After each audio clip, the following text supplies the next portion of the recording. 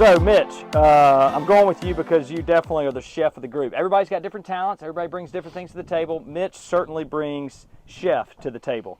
So, on the Trek experience, what was the menu that night? Our challenge the night we arrived at camp was we had to go out and buy groceries to cook dinner and to cook an appetizer to be judged by the instructors. So, for an appetizer, we have Munster cheese stuffed in dates, wrapped in prosciutto, and sauteed in a little brown butter, which we won second place for. I was a little upset. A little upset. The feelings hurt a little bit. You know, we got fancy, and they were The like, second out of 10. Yeah. I mean. So, and then for our greenery, we've got some lovely sauteed asparagus.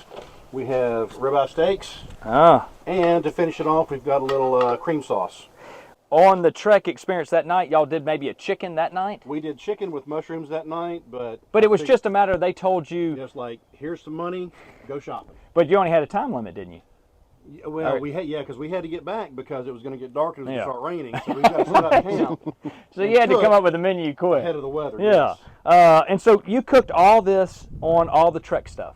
This that provided with the Trek vehicle. Yeah, this is some little propane gas burner. I mean, I watched you do this, which was fascinating in a way. And under this nice, to me, lifesaver. Came in handy because it was raining. Because it was raining, and so cooking this in the rain would have been a little more difficult. A little more like soup. Awesome. Well, it looks fantastic. I mean, I've already sneaked away some asparagus, putting my finger in here.